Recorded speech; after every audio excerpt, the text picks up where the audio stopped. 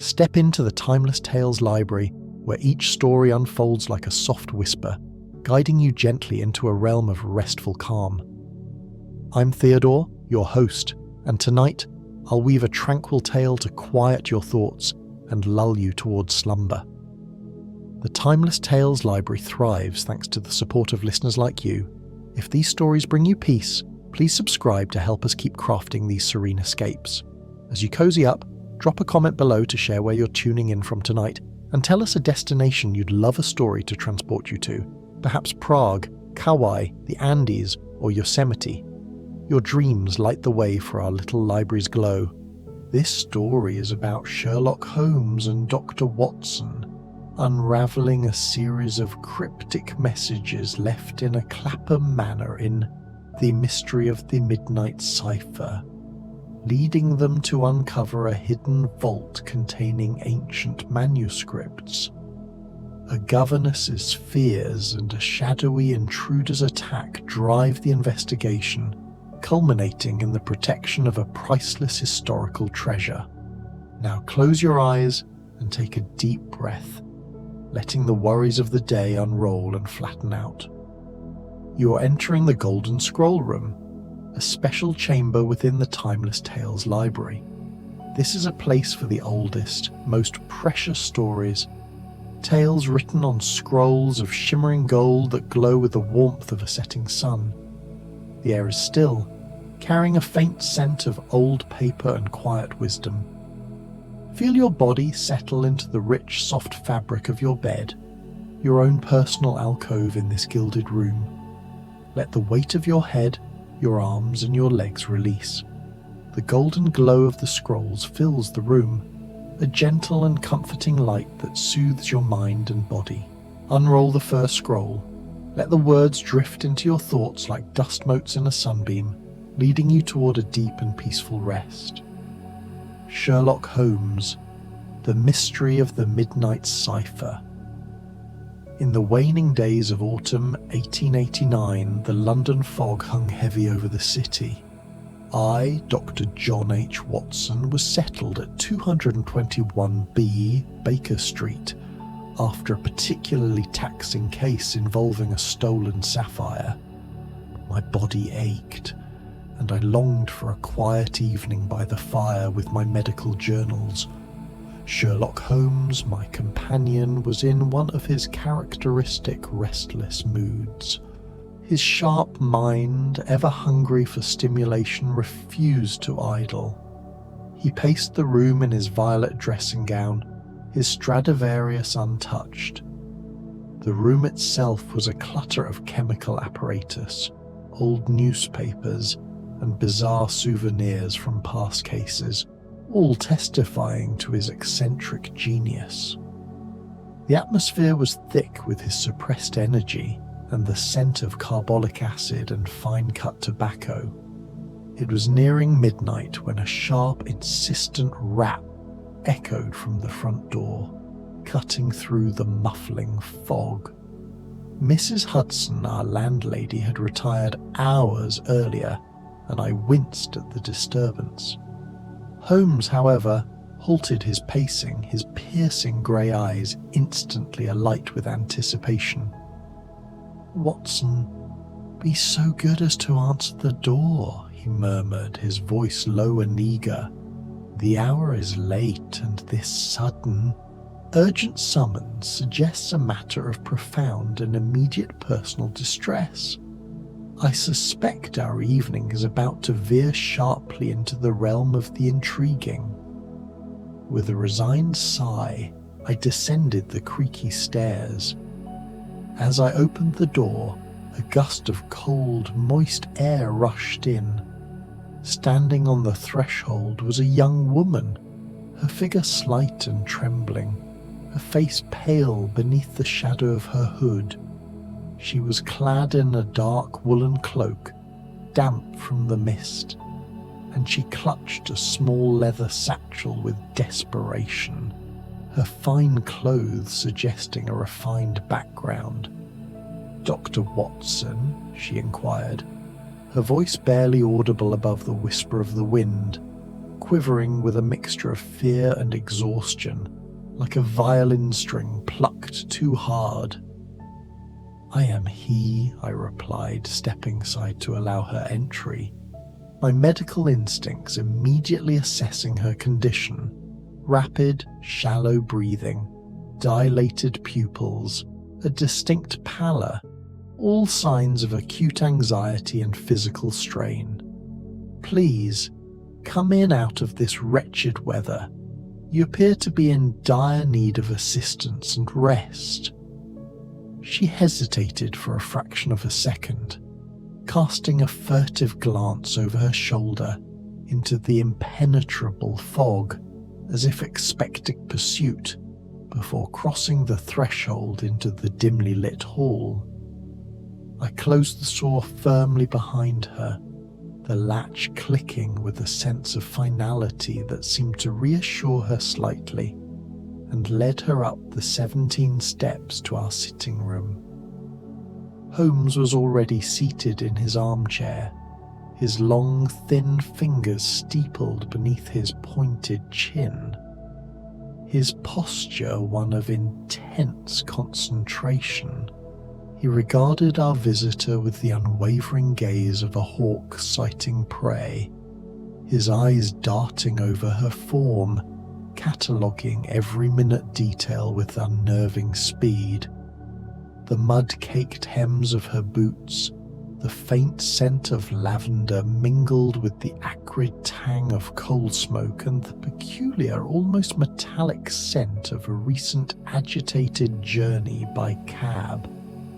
"Miss," Holmes began without customary pleasantries, his tone incisive yet not unkind, betraying no haste but rather a profound intellectual engagement. "You have travelled a considerable distance and in great haste. Your cloak bears the unmistakable dampness of the London fog, yet the mud on your boots is of a distinct reddish clay variety, common to the southern outskirts. Clapham, or perhaps Brixton, where the soil composition differs markedly from the London clay. The satchel you carry is of fine Moroccan leather, yet it shows signs of wear, particularly along the strap where a gold chain once rested, suggesting it has been a cherished possession for several years, passed down perhaps from a family member of superior means. Pray, enlighten us as to what dire circumstance propels you to seek aid at Baker Street in the dead of night." The young woman started visibly, her eyes widening in astonishment at the accuracy of Holmes's deductions, a reaction I had witnessed countless times from those unacquainted with his extraordinary methods. She composed herself with evident effort, lowering her hood to reveal auburn hair pinned in a severely practical chignon, and took the seat I offered her by the fire, extending her hands instinctively toward the warmth. "My name is Eleanor Grayson," she said, her voice gaining a measure of steadiness as she spoke, though her hands still fidgeted nervously with the clasp of her satchel. "I serve as a governess in the household of Sir Reginald Hargrove at Hargrove Manor in Clapham. I have come to you, Mr. Holmes, because I am gripped by a terror that I can no longer bear alone, a silent, suffocating dread. I fear not only for my own life, but more importantly, for the safety and the priceless property of everyone under that roof." Holmes leaned forward slightly, his interest fully engaged, the firelight casting dramatic shadows across his angular face. He dismissed my offer of brandy with a wave of his hand, indicating that the governess's narrative was the only stimulant he required. "Proceed, Miss Grayson," he encouraged, his voice a velvet command that demanded attention and truth. "Recount your tale in full, sparing no detail, no matter how insignificant it may appear to you. The trivial, the seemingly irrelevant, often holds the key to the profound. It is the broken thread that, when followed, unravels the entire tapestry." She drew a deep breath, eyes fixed on the flames. "It began 3 nights ago, Mr. Holmes. A faint, persistent scratching woke me, coming from the library directly below my second-floor chamber, well past 2 a.m. Sir Reginald is a scholar, but this was too late. The sound was deliberate, a rhythm of work, not the house's usual creaks. Fearing an intruder, I slipped downstairs with a candle. The library door was ajar." She paused, clutching her satchel. "I pushed it open, but the room was empty. On Sir Reginald's desk, beneath the moonlight, lay a single sheet of vellum. It was inscribed with a bewildering cipher, numbers and arcane symbols, and the stark words, 'Midnight brings the truth.' I seized the paper, fearing a warning or a threat. To avoid alarming the household, I concealed it in my room, trying to dismiss it. But the following night, the scratching returned. More insistent," she continued, her voice dropping. "Again, the library was deserted, but a second sheet awaited, bearing a similar dense cipher and the same ominous phrase. My unease grew into profound distress. Then last night, the third occurrence, the message varied. 'The key lies within. Find it before midnight.' As I retired with the paper, I heard soft, stealthy footsteps pause outside my door before retreating down the corridor. Convinced someone within the manor is watching me, I secured the papers and fled to seek your expertise." With that, she unclasped her satchel and withdrew 3 sheets of parchment, each densely covered in the enigmatic script. Holmes accepted them with alacrity, his long fingers, sensitive and quick as a pianist's, unfolding them carefully and laying them side by side on the low table before him. I leaned over his shoulder, my curiosity piqued to a keen edge, but the symbols were utterly inscrutable to me. A chaotic, almost mathematical blend of numerals, alphabetic characters that seemed randomly selected, and esoteric signs that defied immediate comprehension. They looked like a madman's calculations or a theologian's darkest heresy. "A fascinating trifle, Miss Grayson," Holmes murmured, his breath held in concentration, his eyes already dancing across the symbols. "The cipher is clearly a layered one, not a simple substitution, which one could break in 5 minutes. Note the grouping, Watson. The characters appear in blocks of 5. This suggests a fractionating cipher, where a single plaintext letter is represented by multiple ciphertext characters. Have you revealed these to any other soul?" "No, sir," Miss Grayson affirmed, shaking her head vehemently. "Sir Reginald is a man of profound privacy, guarded in his affairs and a terrible temper. I dreaded causing unnecessary alarm or worse, being accused of attempting to create a spurious mystery to seek attention. The household is small, and suspicions could fracture our fragile harmony, especially since Lady Margaret's death. He relies upon a certain routine." Holmes nodded absently, his mind already dissecting the puzzle, the 3 sheets of parchment providing the frequency data his singular mind required. "You have acted wisely in consulting me, Miss Grayson. The fear of being an interloper, of being neither fish nor fowl, is a characteristic malady of the governess's position, and one often exploited by villainy. Watson, kindly retrieve my cipher compendium from the bookshelf, volume 3, the one bound in maroon leather, containing the rarer 18th and 19th century systems. We embark upon a decryption. The method is hinted at in the text itself," I complied, retrieving the hefty tome, a repository of codes from across centuries and continents, compiled through Holmes's exhaustive researches. He immersed himself in the task, his fingers tracing symbols, cross-referencing with the index, muttering arcane terms under his breath. Visionaire, Playfair, transposition, bifid.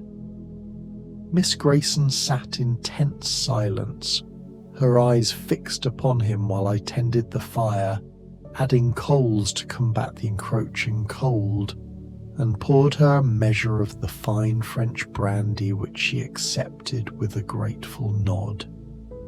The mantel clock marked the passage of time with relentless ticks, advancing past 1, then 2 o'clock, the silence broken only by the crackle of the fire and the low, intense whisper of Holmes's self-communion. His exclamations ranged from triumphant, "Aha!" the periodicity of the digraphs, to frustrated grunts when a hypothesis faltered. At long last, a little after 3 in the morning, he reclined in his chair, a rare, hawk-like smile of satisfaction curving his thin lips. He had solved the problem, and the intellectual effort had momentarily satiated his ferocious appetite. "A cipher of remarkable ingenuity," he declared, pushing the decoded text towards me. "Your late mistress, Miss Grayson, was indeed a cryptographer of a high order. It employs a Polybius square as its foundation. The numbers and letters are coordinates to pinpoint a new character, augmented by a substitution layer and a transposition twist for added complexity. A devilish combination, the likes of which was only seen briefly in the American Civil War, and now in the hands of an English scholar. However, the recurring phrase, 'the key lies within,' is not merely cryptic verbiage designed to mislead, but a literal directive. The messages, when properly ordered and deciphered, are instructions." He tapped the resulting plaintext. "The sequence is clear. Ornament, rotate, latch. The key is brass." A description of a mechanical puzzle. Miss Grayson, elaborate upon Sir Reginald's household. Who comprises its inhabitants beyond yourself? And I must ask you to be acutely honest. Have you observed any signs of excessive curiosity, financial difficulty, or unusual late-night activity from any member of the staff?" She blinked, momentarily taken aback by the shift to domestic affairs, but responded promptly, her memory sharp. "Sir Reginald resides there naturally. His wife, Lady Margaret, succumbed to a lingering illness 2 years past, leaving no heirs. The staff includes myself as governess, though with no children. My duties lean towards secretarial aid and cataloguing. The butler, Mr. Carver, a steadfast man of middle years, almost a fixture of the house, though somewhat formal and distant. The housekeeper, Mrs. Ellis, efficient but stern, with a hawk's eye for any lapse in decorum, and two young maids, Jane and Clara, both local girls, harmless gossips. Additionally, the groundskeeper, Mr. Dutton, occupies a modest cottage on the grounds, tending the gardens and stables. Carver, I now realise, has been unusually solicitous of Sir Reginald's well-being lately, constantly checking on him, and Sir Reginald's pursuits, his scholarly endeavours. Holmes probed further, his gaze intense. He is a preeminent authority on ancient tongues, she explained, a flicker of pride entering her voice despite her fear. His days and nights are consumed in the library, deciphering texts from Greek, Latin, Hebrew, even more obscure dialects like Aramaic and Coptic. He labours on a magnum opus, a treatise whose subject he shrouds in secrecy, revealing naught even to me, his assistant in minor matters. But his current focus is on a collection of early Gnostic texts, works that predate the established church. Holmes's eyes narrowed, a gleam of comprehension dawning, the final pieces of the puzzle clicking into place. The contours of this enigma emerge with an alarming clarity. The man who scratched those ciphers, Miss Grayson, was not an intruder from outside, but an insider, someone with access to the library, a profound understanding of Sir Reginald's work, and an almost intimate knowledge of Lady Margaret's cryptographic style. They were attempting to solve the cipher themselves, to access the vault before Sir Reginald, or perhaps hoping Sir Reginald would solve the remaining portions if presented with a partially completed sequence. Carver, the butler, is our man, I believe. His solicitous behaviour is the masked greed of an impatient thief. Watson, prepare yourself. We depart for Hargrove Manor forthwith. Miss Grayson, your presence is essential. Delay could prove perilous. Our Midnight Cipher is about to be physically tested. The hour was ungodly late, the streets deserted save for the occasional prowling cat or night watchman. Yet I knew protest was futile when Holmes's blood was up. We donned our heavy overcoats against the fog's insidious chill, Holmes pocketing the ciphers and his indispensable magnifying glass, and descended to hail a hansom cab whose lamps glowed yellowly in the mist. The driver, bundled in scarves, eyed us warily but accepted the generous fare, whipping his horse into a trot through the veiled avenues toward Clapham. The journey passed in silence, broken only by the clatter of hooves on cobblestones and the distant hoot of an owl. As I pondered the unfolding drama, a butler, a brilliant deceased wife, and ancient secrets hidden beneath a respectable London suburban manor. Hargrove Manor loomed out of the mist like a spectral sentinel, its grey stone facade etched with ivy, its mullioned windows dark except for a solitary glow emanating from what I presumed was the library. The property, as Holmes had deduced, was situated on a patch of that reddish, damp clay soil, surrounded by thick ancient hedges that spoke of a wealth stretching back several generations. Miss Grayson unlocked the side entrance, a little used door near the scullery, with a key from her satchel, leading us through hushed corridors lined with portraits of stern ancestors, their eyes seeming to follow our progress, silent guardians of the family's legacy. The butler, Mr. Carver, materialized from the shadows near the foot of the main staircase, a figure of polished formality even in his hastily donned dressing gown, its silk lapels slightly askew.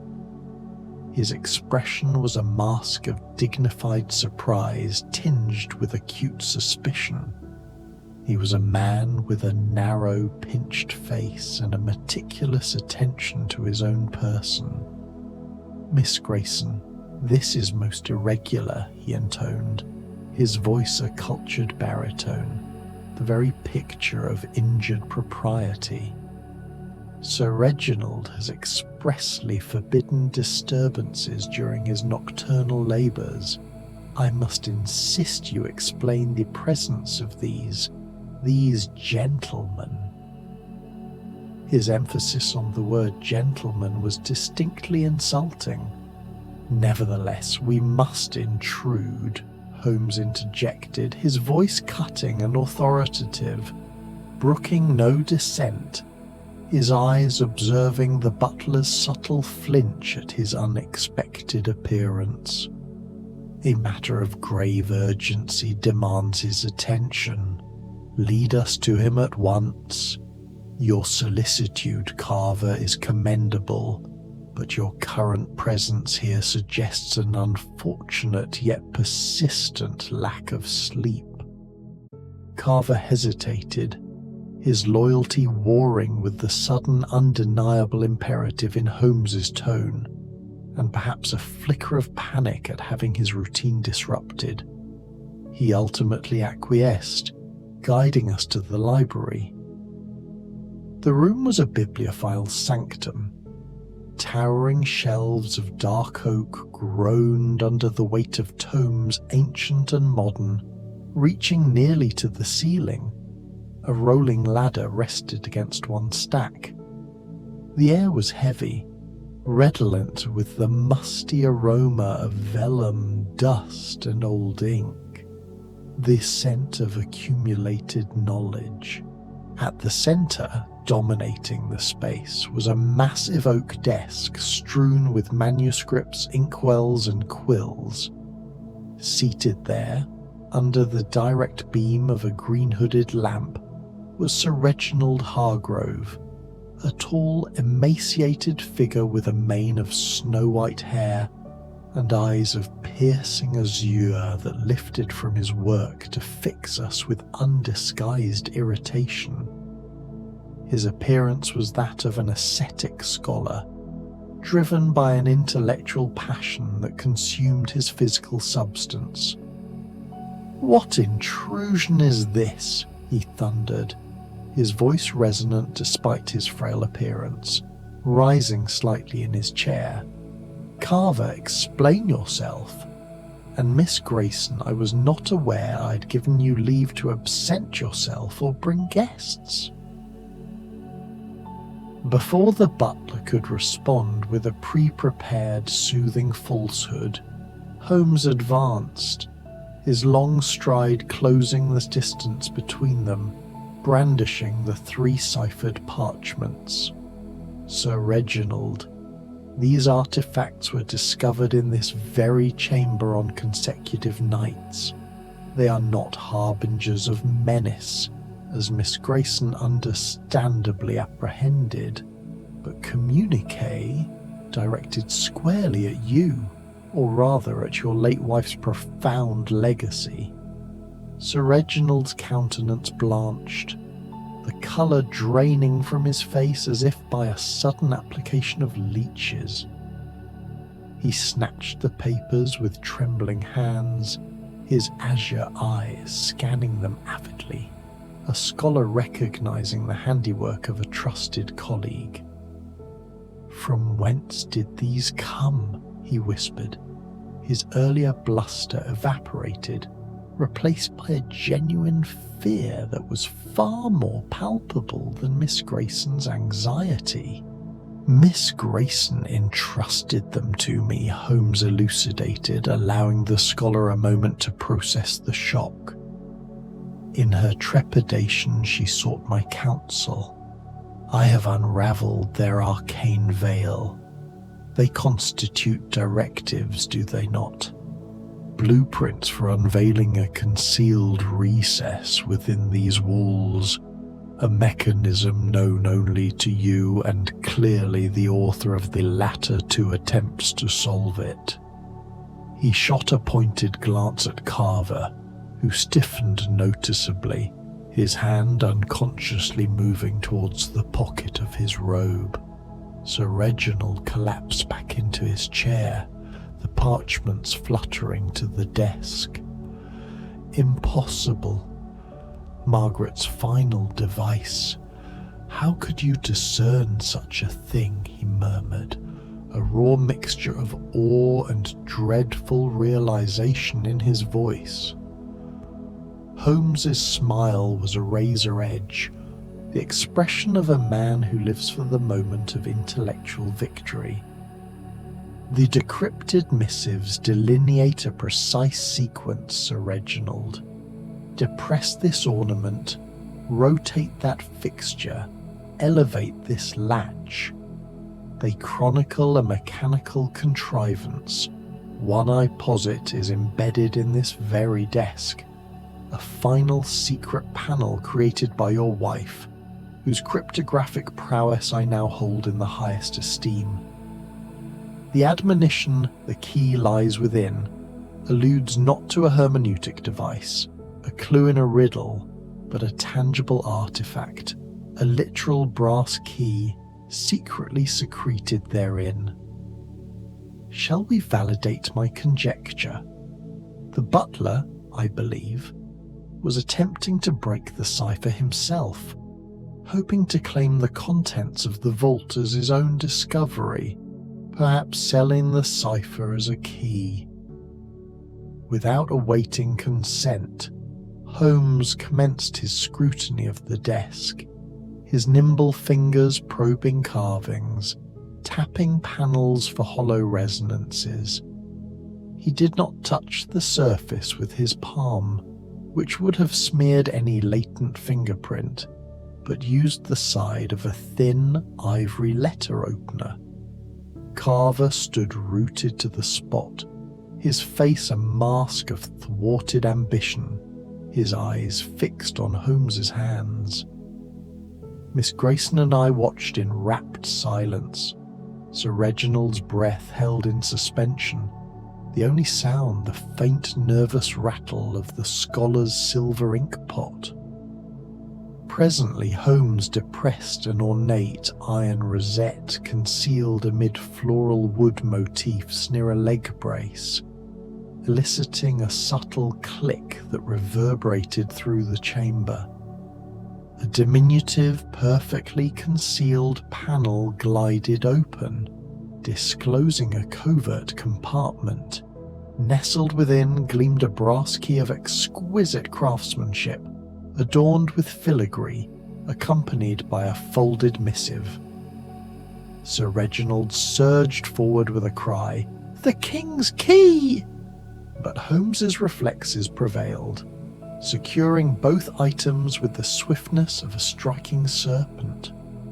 Unfurling the paper, he revealed yet another cipher, this one a single compact block, more intricate than its predecessors, requiring a final, multi-layered permutation. His eyes sparkled with intellectual fervour, the scent of the chase now intoxicating. "This corroborates my suspicions," he affirmed, not a question but a statement.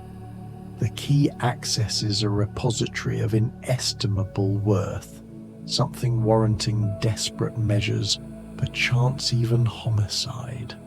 This key's name, the King's Key, suggests a historical significance beyond mere personal sentiment," I interjected. My voice steady despite the escalating tension, resting my hand lightly on the dart of my revolver. an action I knew would be noted by the silent carver. "What repository is this, Sir Reginald? What is the nature of this treasure that a man would risk his life and liberty? Elucidate, for all our sakes." The scholar sighed deeply, his frame sagging as if burdened by the weight of ages. "My beloved Margaret, departed these 2 years, was a cryptographer of unparalleled brilliance. Yes, but she was also a scholar of lost historical texts and secret societies. In her researches, she unearthed the existence of a trove of antiquity, manuscripts of profound historical import, sequestered by a clandestine fraternity of scholars centuries ago to safeguard them from destruction by zealots and Philistines. This fraternity, dating back to the dissolution of the monasteries, called themselves the Guardians of the Unwritten Word. Margaret managed to trace the last surviving link to this hidden collection.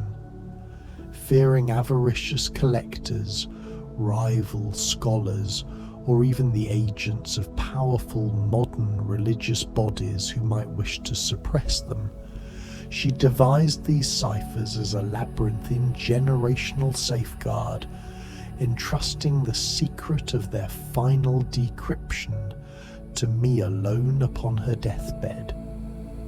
I vowed to preserve it, but evidently the legend of the manuscript's survival is more widely known than I imagined, and some interloper has pierced the veil and now covets the cash."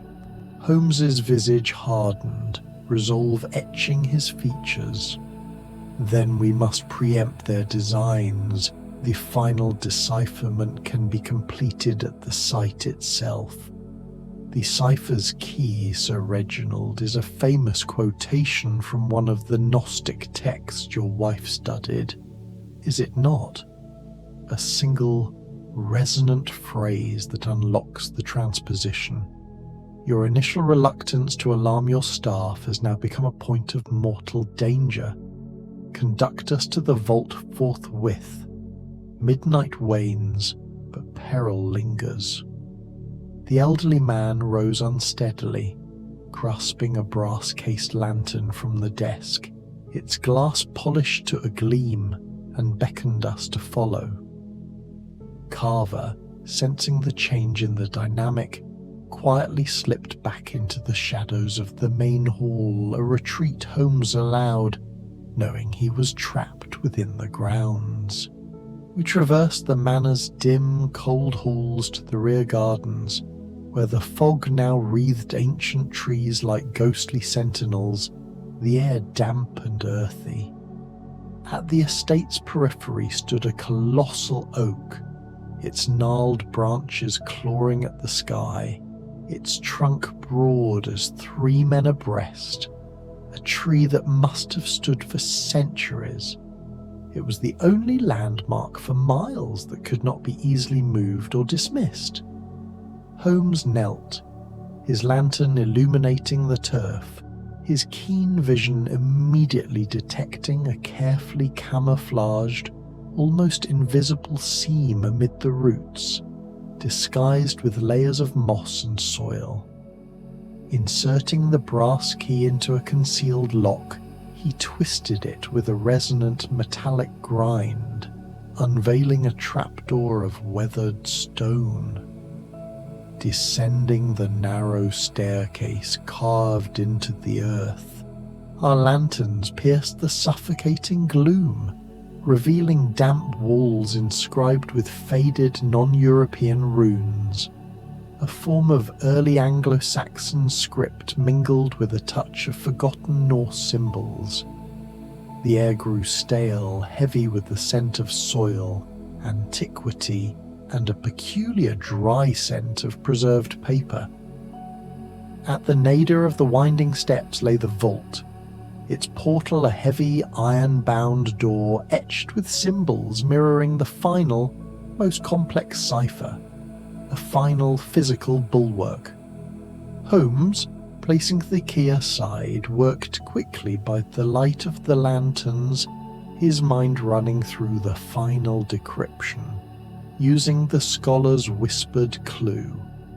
He inputted the ultimate sequence from the now decoded missive, a complex rotation of 3 heavy, unmarked metallic rings on the door, and with a groan of protesting hinges, the door yielded. The chamber beyond was a treasure trove of erudition, a small, perfectly dry space, expertly lined with slate to repel the damp and insulated to maintain a constant temperature. Floor-to-ceiling shelves lined with scrolls of papyrus, codices bound in cracked leather, and thin, brittle parchments yellowed by time. Illuminated by our meagre lights, they whispered of lost civilizations and forbidden knowledge, perhaps heretical gospels, alchemical treatises, or maps to forgotten realms. I exhaled in wonder, the sheer scope of the historical wealth silencing me. Holmes, ever vigilant, his mind already calculating the risk and the time taken, swept the space with his gaze. "We are not solitary," he hissed abruptly, his hand gesturing for silence, his eyes fixed on the shadows near the entrance of the chamber. "The noise of the mechanism has alerted our guest. Watson, your service revolver, now." I drew my Webley revolver, its weight familiar and reassuring in my hand, just as a silhouette detached from the alcove shadows. A cloaked figure, face utterly veiled by a cowl, a long thin-bladed dagger glinting malevolently in the reflected lamplight. It was Carver, the meticulous butler, his earlier veneer of propriety replaced by a primal, desperate greed. He had been waiting, gambling on Sir Reginald's reaction. He charged at Holmes with feral, unexpected speed, not with the clumsiness of a servant, but the practiced aggression of a man who had been trained for violence. The dagger flashed, aimed not to kill, but to disable the detective's precious right arm. I discharged a shot, not at the man, but deliberately skyward, the report echoing deafeningly in the confined stone space, the flash of the muzzle momentarily blinding. The assailant faltered, his momentum broken by the shock and the ringing in his ears. He let out a wordless cry of rage and pain, dropping the dagger, then spun and bolted up the narrow winding stairs, his footsteps fading into the night above, the sound of the outer trapdoor slamming shut, signalling his escape into the dark gardens. Holmes, his composure instantly recovered, knelt to examine the abandoned dagger, a short Turkish-style yataghan, expensive and clearly not a household item. A hired hand, perhaps, or a man whose ambition outweighed his prudence, he murmured, his long fingers carefully examining the stone floor where the man had stood. The scent of pipe tobacco here, a rough, strong blend, not the refined brand Carver uses. This suggests our butler was in league with an outside operative, waiting to subdue the victor. A wise precaution for the thief who has not yet fully mastered the code. He turned his attention back to the vault, dismissing the immediate danger. Swiftly, yet with reverence, he verified the integrity of the manuscripts, running his eyes over the ancient titles, the scrolls of Hierophant's light, the testament of the silent monks, the key of Solomon. works of immense historical and religious controversy. They were safe for now. He secured the vault anew, rotating the rings back to a neutral position. Scotland Yard must be summoned post-haste, he decreed, his voice low but firm. These artifacts transcend monetary value. They are not merely the wealth of one family, but humanity's priceless heritage. They belong to the British Museum, or a collection where they can be studied and protected from men like Carver and his associates. By the advent of dawn, as the London fog finally dissipated under the sun's tentative rays, the scene had been secured. The chill and damp air of the early morning now felt purifying after the fetid gloom of the underground vault. Inspector Lestrade and a contingent of his constables, roused from their sleep by an urgent summons, had secured the site, cataloguing the unique key and the mechanism within the desk.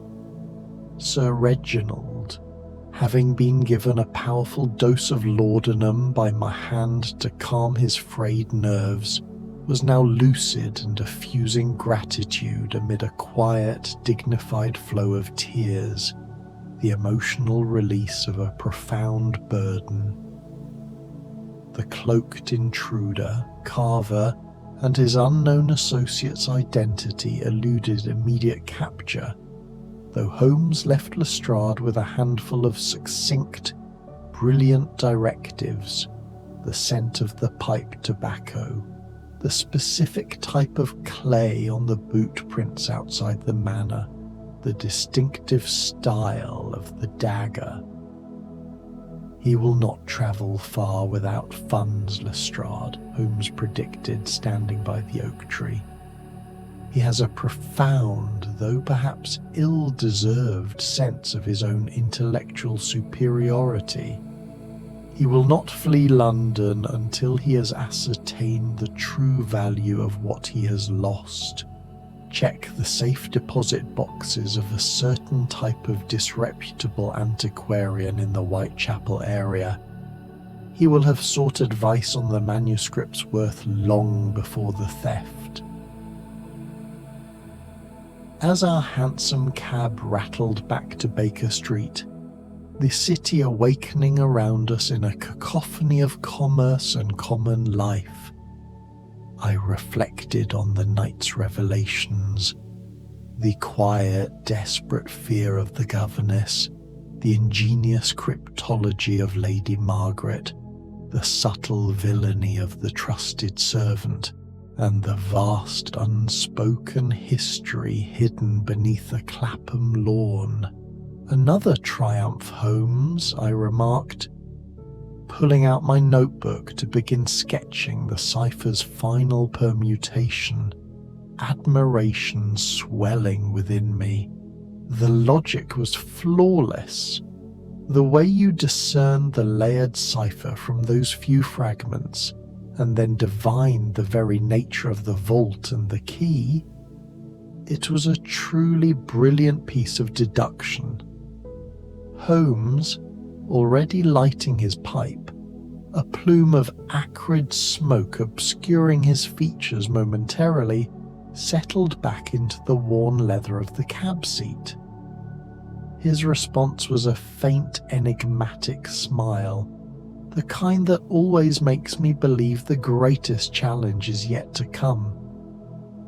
The greatest error of an astute criminal, Watson, is to believe his scheme is too subtle for detection. The cipher itself, being the handiwork of a scholar, contained its own truth. The true victory lay not in the pursuit of the thief, who is merely a symptom of greed, but in the protection of the unwritten word, the very substance of history. The great game persists eternally, my dear fellow, in the shadows and in the light. Yet for this dawn, the victory of reason and of Lady Margaret's brilliant foresight is ours. And so concluded the affair of the Midnight Cipher, a testament to the shadows that lurk beneath the veneer of Victorian civility and the unflinching light of reason and logic that Sherlock Holmes brings to dispel them. I recorded the events, as always, not merely as a chronicle of a detective's exploits, but as a crucial episode in the preservation of the world's most vulnerable treasures.